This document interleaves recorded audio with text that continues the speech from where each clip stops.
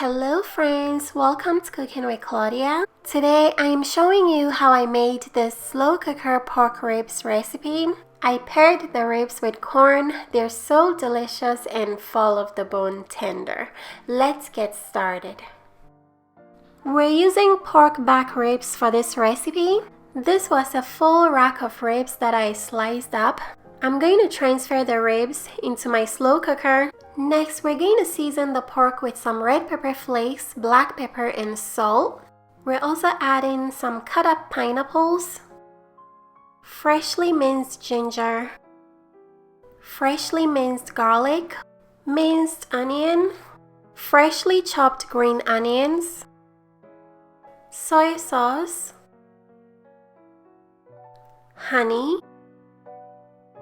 barbecue sauce, brown sugar, and Dijon mustard. We're going to mix everything together, so get in there with your bare hands and toss everything together very well. Once everything is mixed in, place the lid over the slow cooker, then allow the pork to slow cook for 6 hours.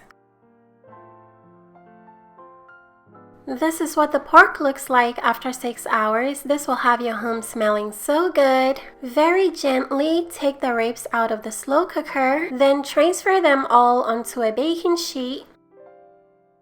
There's going to be a lot of sauce left in the slow cooker. Use a spoon to skim off any excess oil. Once all the oil has been collected, pass the sauce through a sieve into a pan over medium-high heat.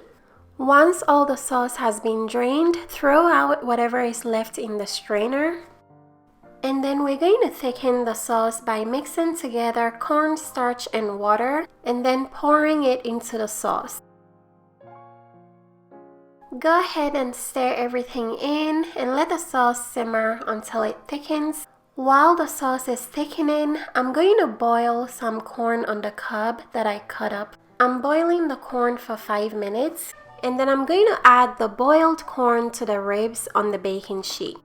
Next, I'm going to take the sauce off the heat, then pour it all over the ribs and the corn.